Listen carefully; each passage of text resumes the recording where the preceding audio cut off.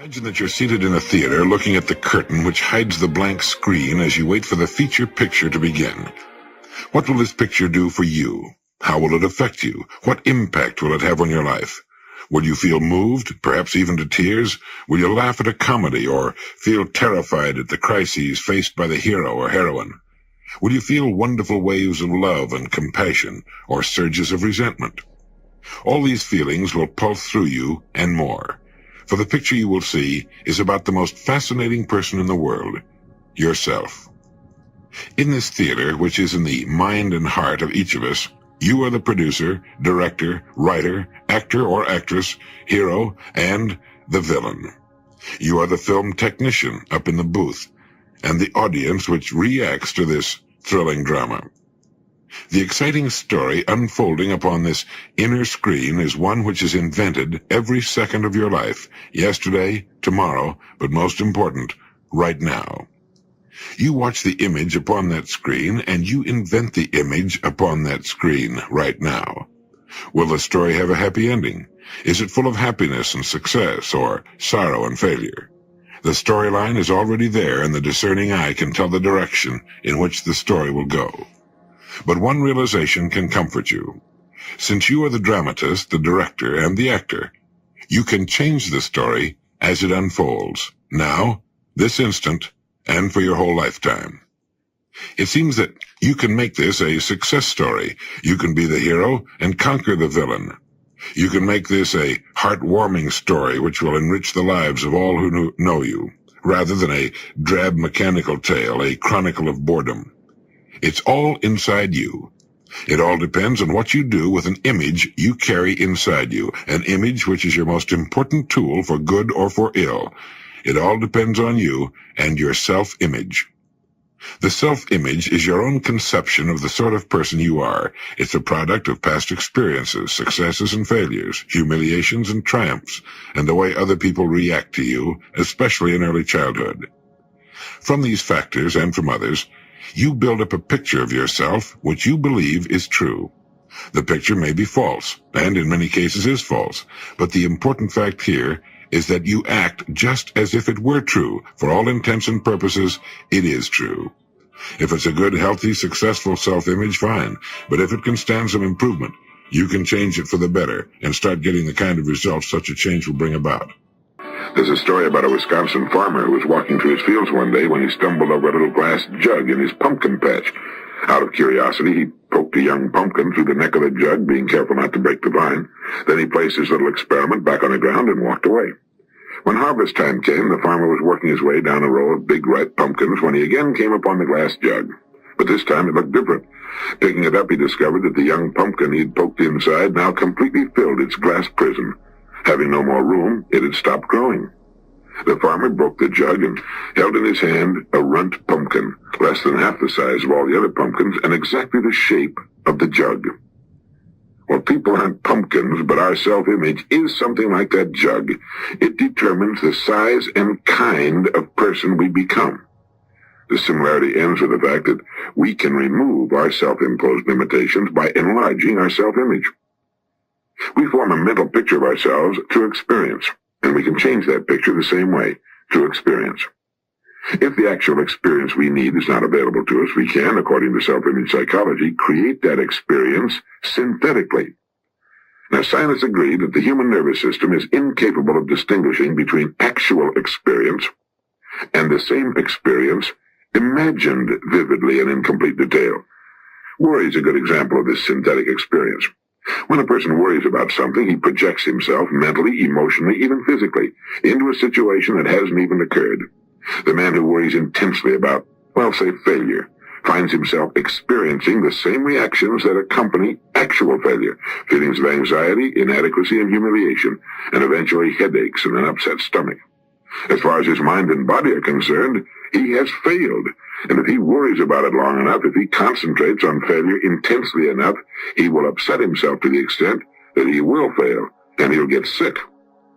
Now, everything can be used in either of two ways, positively or negatively, constructively or destructively. Worry is the negative use of creative imagination. It's a negative synthetic experience. But most people apparently never realize that positive results, just as real as the negative results of worry, can be achieved through using our imagination constructively. The man who worries about failure is unwittingly defeating himself. He's feeding his mind the wrong data. If he spent the same amount of time visualizing success as he spends thinking about failure, he could reverse the process of synthetic experience. Instead of anxiety, he could develop confidence, self-assurance, poise, and a feeling of well-being would replace apprehension. By concentrating on the success he desires, by synthetically experiencing that success, he can expand his self-image into that of a person for whom success is normal, expected. Why not practice holding the self-image of the person you most want to become? This is the person you can become. Use your spare moments to concentrate on your goals and the greater success you seek. Analyze your past successes and formulate ways your success can be increased in the future. Put more into the positive use of your imagination than you ever put into its negative use, worry. You're merely reversing the same creative process. Now it's working for you instead of against you. Nobody pokes us into glass prisons beyond which we can't grow, but all too often, almost unknowingly, we set unnecessary limits for ourselves by holding a self-image that's restricted, inadequate for the full realization of our potentialities. Each of us is, at this moment, the product of all his thoughts and experiences and environment up to this point. Through thought, we can control to an almost unbelievable degree both our experience and our environment from here on. Whether or not we choose to direct our own course through life is entirely up to us. The important thing is to know that it can be done. One time the late Dr. Maxwell Maltz, whom we called Uncle Max, dropped by my office for a chat and lunch. We got to talking on his favorite subject, namely how a person can come to grips with himself, develop a healthy self-image, and find freedom in the world. He told me he had discovered 4 important steps a person can take on a regular basis to form the new habits that can build a healthy, new self-image. And as he talked at lunch, I made notes on a scrap of paper. Here are his 4 points in the order in which he gave them to me. Number 1, forgive others with no strings attached. You must clean the slate absolutely. Forgive every person against whom you might hold some kind of grudge. Clean the slate. You do this for your own sake, your own peace of mind. We don't hurt others when we hold hatred toward them. We hurt ourselves. Seriously, it can lead to serious illness. So number 1, forgive others, all others. If you cannot take this first step, you can forget the rest. You haven't grown up yet. 2, forgive yourself. See yourself with kind eyes. Try to forget completely all the idiotic things you've done, the pain you've given to others, the embarrassments you've suffered, the mistakes you've made in the past. Forgive yourself. Wipe clean the slate. Look in the mirror, he said, and forgive yourself. Practice this, and you can actually pull it off. Now, it's not easy to forgive ourselves. We tend to be much tougher on ourselves than we are on others. But the fact is, blame doesn't help. It's a destructive emotion. See yourself with kind eyes. That's number 2. Number 3, see yourself at your best. As Dr. Maltz put it, we can start the day in frustration or confidence. Take your pick.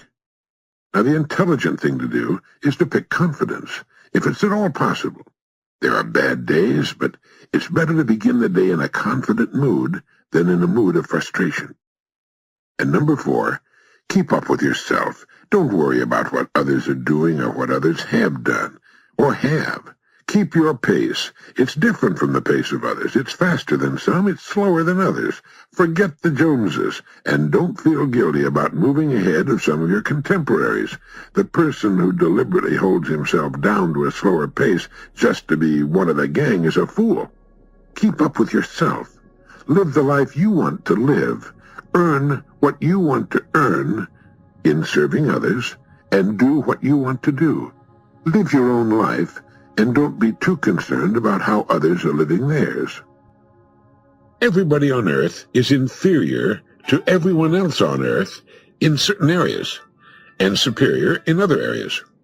This is why the well-adjusted person, the person who knows himself, isn't bothered because he can't dance as well as so-and-so or play golf or bridge as well as someone else. It would be completely impossible for any one human being to be as good at everything as every other human being. In his fine book, Psycho-Cybernetics, Dr. Maxwell Maltz wrote, "Inferiority and superiority are reverse sides of the same coin. The cure lies in realizing that the coin itself is spurious. You are not inferior or are not superior. You are simply you. You as a personality are not in competition with any other personality simply because there's not another person on the face of the earth like you, or in your particular class. You're an individual. You are unique. You are not like any other person. You're not supposed to be like any other person. And no other person is supposed to be like you." The doctor went on to write, "God did not create a standard person and in some way label that person by saying, 'This is it.' He made every human being individual and unique, just as he made every snowflake individual and unique. God created short people and tall people," Dr. Maxwell Maltz wrote, "large people and small people, skinny people and fat people, black, yellow, red, and white people. He's never indicated any preference for anyone's size, shape, or color. Abraham Lincoln once said, 'God must have loved the common people, for he made so many of them.' He was wrong. There is no common man, no standardized common pattern. He would have been near the truth had he said, 'God must have loved uncommon people, for he made so many of them.' Anybody could make himself feel inferior if he didn't realize that he's unlike any other human being who ever lived on Earth. If he understands fully and completely, intellectually and emotionally, that he is a unique and different individual, he cannot have an inferiority complex. How could he? Since there's no standard against which to judge if every person is different, and every person is different, man and woman. Nothing on Earth happens purely by accident. A person is living because he was meant to live, and he has talents and abilities that are totally his own, or her own, unique with him or her. His job then as a person is to learn to know himself. If he does, he will like himself, for he will discover he's quite a person after all. He will recognize and accept the things he cannot do as well as some other people, but he'll also understand and appreciate those things it's been given him to do well. He will accept himself for what he really is, one of a kind, as different from every other person on Earth as his fingerprints or his signature. A human being is the finest, the noblest, the most godlike creature ever produced on Earth. Not to be thankful for such a gift is the worst kind of ignorance, and an inferiority complex is a phantom, a ghost with no real substance. In the light of knowledge, it disappears. Of all the traps and pitfalls in life, self-disesteem is the deadliest and the hardest to overcome, for it is a pit designed and dug by our own hands, summed up in the phrase, "It's no use, I can't do it." The penalty of succumbing to it is heavy, both for the individual in terms of material rewards lost, and for society in gains and progress unachieved. On those days when we're most subject to fearful unbelief in ourselves, when we most doubt ourselves and feel inadequate to our task, isn't it precisely then that we're most difficult to get along with? We simply must get it through our heads that holding a low opinion of ourselves is not a virtue, but a vice. Jealousy, for example, which is the scourge of many a marriage, is nearly always caused by self-doubt. The person with adequate self-esteem doesn't feel hostile toward others. He isn't out to prove anything. He can see the facts more clearly, isn't as demanding in his claims on other people. The housewife who felt that a facelift might cause her husband and children to appreciate her more really needed to appreciate herself more. Middle age, plus a few wrinkles and a few gray hairs, had caused her to lose self-esteem. She then became supersensitive to innocent remarks and actions of her family. And so here's Dr. Maxwell Maltz's prescription for restoring your self-esteem. Stop carrying around a mental picture of yourself as a defeated, worthless person. Stop dramatizing yourself as an object of pity and injustice. You know, the word esteem literally means to appreciate the worth of. Why do men stand in awe of the stars and the moon, the immensity of the sea, the beauty of a flower or a sunset, and at the same time downgrade themselves? Did not the same Creator make man? Is not man himself the most marvelous creation of all? This appreciation of your own worth is not egotism unless you assume that you made yourself and should take the credit. Do not downgrade the product merely because you haven't used it correctly. Don't childishly blame the product for your own errors like the schoolboy who said, "This typewriter can't spell." But the biggest secret of self-esteem is this. Begin to appreciate other people more. Show respect for any human being merely because he's a child of God and therefore a thing of value. Stop and think when you're dealing with people. You're dealing with a unique, individual creation of the Creator of all.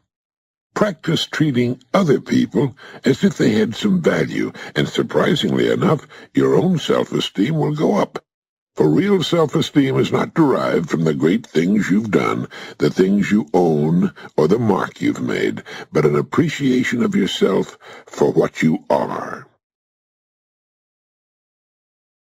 I think most people start out with a wonderful self-image. I think babies, little children start out just, so with it, so full of life and fun, and then they're ground down quite often by their environment and pushed into little rigid cubby holes into which they're forced to work and live, and they don't always come out of it all that well. People are individuals. There are no two human beings alike. The possibility of there being two human beings alike, the possibilities are so remote, so staggering that it probably has never happened and will never happen, except in the case of single-egg twins, I suppose. So a person is a single, original human creature. He is different in certain ways from all other human beings. Yet when he gets into kindergarten and into school, he's forced to be like all the other little kids. He has the same desk, he has the same pencils, does the same studies. He begins to be pushed into a part of a group. Now, it's important to work as a part of a team. It's important to be a good team worker. It's important to be a good team member. It's important to do your part in that kind of an arrangement. But he lives so much of that, and his mother tells him that you shouldn't do that, you shouldn't do this. Good little boys don't do that. Good little girls don't do that. He is milled down to some extent until he begins to see himself, or she begins to see herself, as sort of an indistinguishable member of a large group of people that age. And then, of course, youngsters go through a time when it's very important that they be accepted by their peers. And so the most important thing they can do in the world is to become indistinguishable from their peers. They dress alike. They wear the same clothes. I did when I was in high school. We all did. I remember when my daughter used to spend a couple of hours working at getting so scuzzy in her dress, as she used to put it, so that her jeans would look so faded and her, everything would look so secondhand. If people knew how hard they worked to look so shabby, they wouldn't believe it. But she had to do that in order to fit into her group. And of course, we go through that. Then in college, the same thing goes on. People in college are, again, fit into groups, and they get into things like social psychology and that, and they are, in many ways, socialized as persons. Quite often, the individual is lost sight of in all of this big, thick melange of things that goes on. And what someone needs to do is keep reminding them every day, hey, remember now, you're a distinct individual with distinct possibilities. And, of course, they don't do that. Lewis Mumford has written that the great mass of comfortable, well-fed people of our civilization live lives of emotional apathy and mental torpor. Lives of enfeebled desire, second-hand, derivative lives. And he said the Greeks had a word for this pallid simulacrum of real existence. They called it Hades. Sidney Harris began his strictly personal column back in 1943. One of my favorite columns was one in which he told about walking with a friend of his to the newsstand. His friend bought a paper, thanking the vendor politely. The vendor didn't even acknowledge it. "A sullen fellow, isn't he?" Harris commented. "Always that way every night," shrugged his friend. "Then why do you continue being so polite to him?" Sidney Harris asked. "Why not?" inquired his friend. "Why should I let him decide how I'm going to act?" As Harris thought about the incident later, it occurred to him that the operating word was act. His friend acts toward people. Many of us react toward them. He has a sense of inner balance lacking in many of us frail and uncertain creatures. He knows who he is, what he stands for, and how he should behave. No boor is going to disturb the equilibrium of his nature. He simply refuses to return incivility with incivility, because then he'd no longer be in command of his own conduct, but a mere responder to others. When we're enjoined in the Bible to return good for evil, we look upon this as a moral injunction, which it is, but it's also a psychological prescription for our emotional health. Nobody is unhappier than the perpetual reactor. His center of emotional gravity is not rooted within himself where it belongs, but in the world outside him. His spiritual temperature is always being raised or lowered by the social climate around him, and he's a mere creature at the mercy of these elements. Praise gives him a feeling of euphoria, which is false because it doesn't last and it doesn't come from self-approval. Criticism depresses him more than it should because it confirms his own secretly shaky opinion of himself. Snubs hurt him, and the merest suspicion of unpopularity in any quarter rouses him to bitterness or aggressiveness or querulousness. Well-adjusted people frankly admire others for their talents and abilities without feeling envious. In fact, they don't even bring themselves into comparison at all. They're happily resigned to the fact that they're not the best-looking, best-built, smartest, most talented, fastest, cleverest, funniest, most engaging people on earth. Without even thinking about it, they seem to know that every person is a potpourri of strengths and weaknesses inherited from all of his ancestors. No two of them were alike, but each one has a slightly different strong point with the standard collection of weaknesses. If we have knobby knees or big feet or an off-kilter figure, or have to wear glasses or fail to cause people of the opposite sex to tear at our clothes as we walk down the street, or can't do complicated mathematical equations in our heads, we still represent that which we've been given. The most intelligent and healthy thing we can do about it is to make best use of what we do have, and what we have is considerable. The experts say that each of us has deep reservoirs of ability, even genius, that we habitually fail to make use of. We fail to make use of our own private and individual talents because we're caught up in the absurd and impossible game of trying to be like other people who could no more be like us than we could be like them. We forget that other people feel inferior too. Since there's no one else on earth just like us, how can we be inferior? We are, each of us, one of a kind, defying rigid comparison by any measuring stick. The next time you're in a room full of people, remember that every one of them feels inferior to some degree in many areas, just as you and I do. Consider your strong points, be yourself, and join the human race. Thank you for watching.